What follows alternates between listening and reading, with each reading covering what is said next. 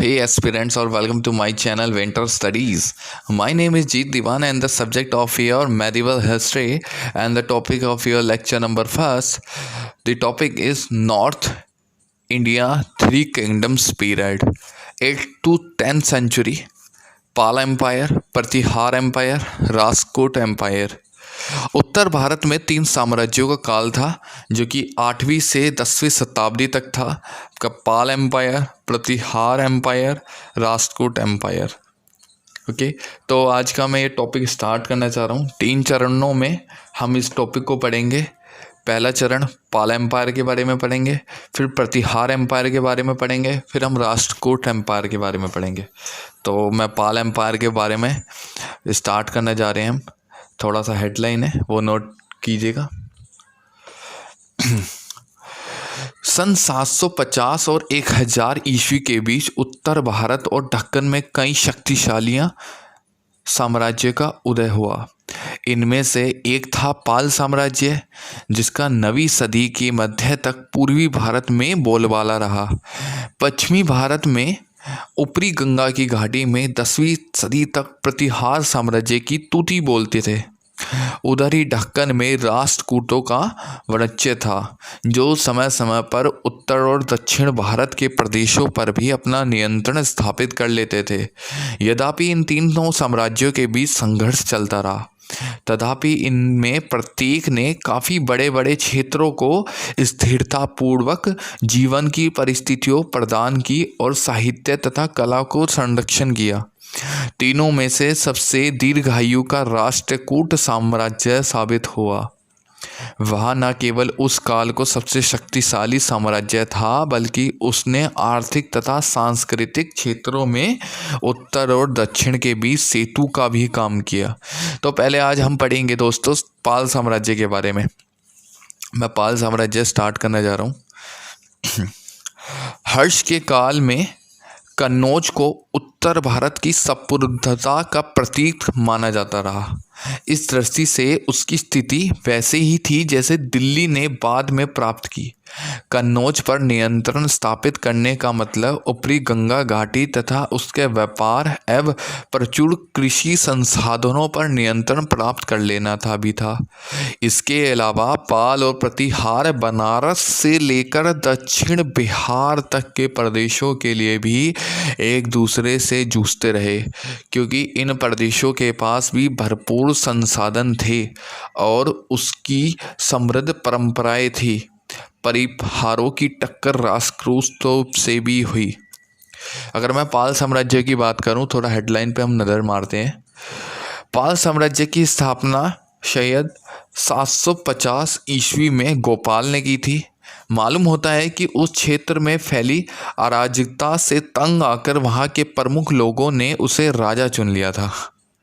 770 ईस्वी में उसकी मृत्यु के बाद उसका पुत्र धर्मपाल राजा बना। गोपाल के जो पुत्र थे धर्मपाल, वह राजा बने।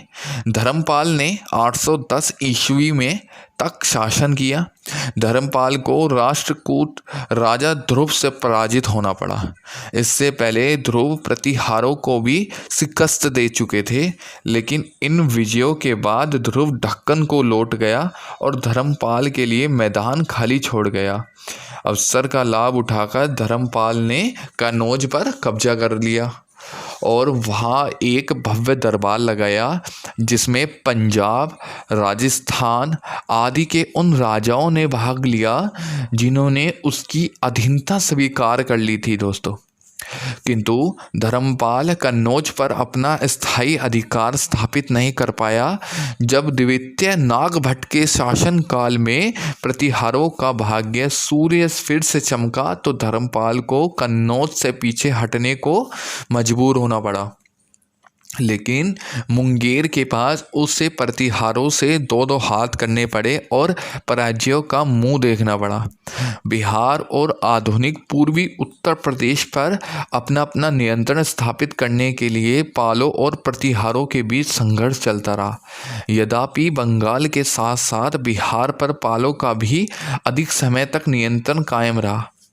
उत्तर में विफल होकर पाल शासकों ने अपना ध्यान दूसरी दिशाओं में लगाया और धर्मपाल के पुत्र देवपाल ने, जो अपने पिता की मृत्यु के उपरांत 810 ईस्वी में राजा बनना था, 40 वर्षों तक राजा किया।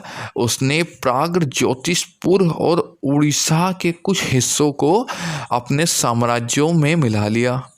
शायद आधुनिक नेपाल के एक हिस्से पर भी पाल प्रभुत्व स्थापित हो गया। इस प्रकार 8वीं सदी के मध्य से लगभग 100 वर्ष तक पूर्वी भारत पर पाल शासकों का राज्य रहा। कुछ समय तो वाराणसी तक के प्रदेश उनके नियंत्रण में आ गए। सुलेमान नामक एक अरब व्यापारी ने 9वीं सदी के मध्य में भारत की यात्रा की थी। उसके यात्रा विवरण से पालों की शक्ति की पुष्टि होती थी। उसने पाल राज्य को रुहोमा और धर्म कहा। उसके अनुसार पाल राजा की अपनी पड़ोसी प्रतिहारों और राष्ट्रकूटों से लड़ाई चल रही थी, लेकिन उसकी सेना और उसके बैरिंगों की सेनाओं से बड़ी थी। राजा सामान्यतः 50,000 हाथियों की सेना के साथ चलते थे दोस्तों। उसकी सेना में 10-15 हजार लोग कपड़ों को धोने और उनमें चुनने डालने का काम करते थे। इस तरह पालों की सैन्य शक्ति का अंदाजा लगाया जा सकता है दोस्तों। पालों के संबंध में तिब्बती ऐतिहासिक विवरणों से भी जानकारी मिलती है कि हालांकि ये विवरण 17वीं सदी में लिखे गए थे। इनके अनुसार पाल शासक बौद्ध ज्ञान, विज्ञान तथा धर्म के महान संरक्षक थे।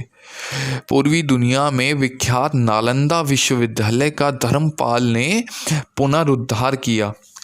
उसका खर्च चलाने के लिए 200 गांव की आमदनी उसे दान में दे दी गई। उससे विक्रमशिला विश्वविद्यालय की भी स्थापना की, जो नालंदा के बाद सबसे विख्यात विद्या विश्वविद्यालय के रूप में उभरा। यह विद्या विश्वविद्यालय मगध में गंगटक पर एक पर्वत शिखर पर बनाया गया, जिसका परिवेश अत्यंत सुहावना था। पालों ने कई विहारों को निर्माण करवाया, जिनमें बहुत से बौद्ध भिक्षु निवास करते थे दोस्तों। पाल शासकों का तिब्बत के साथ घनिष्ठ सांस्कृतिक संबंध था। संरक्षित तथा दीपकार जैसे प्रमुख बौद्ध विद्वानों को तिब्बत में आमंत्रित किया गंगा, और उन्होंने वहां बौद्ध धर्म के एक नए रूप का प्रचार किया। इस सब से परिणाम स्वरूप बहुत से तिब्बत बौद्ध विद्या प्रजनन के लिए नालंदा और विक्रमशील आए। दक्षिण पूर्व एशिया के साथ पालों के व्यापारिक और सांस्कृतिक संबंध थे। दक्षिण पूर्व एशिया के साथ व्यापार काफ़ी लाभदायक था, जिसमें पाल साम्राज्य की समृद्धि की अभिवृद्धि हुई।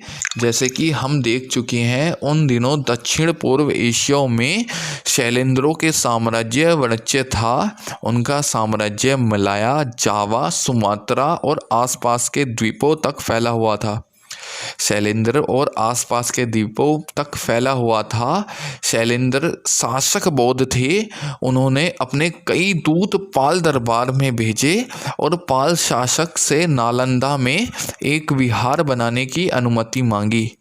उन्होंने पाल राजा देवपाल से इस विहार के खर्च के लिए 5 गांवों की आमदनी देने का अनुरोध किया दोस्तों। यह अनुरोध स्वीकार लिया। इस प्रकार पालों और शैलेंद्रों के पारस्परिक संबंधों की घनिष्ठता के बारे में कोई संदेह नहीं रह जाता। इसी के दौरान हमारा पाल साम्राज्य खत्म होता है। हम नेक्स्ट लेक्चर में पढ़ेंगे प्रतिहारों के बारे में। Thank you.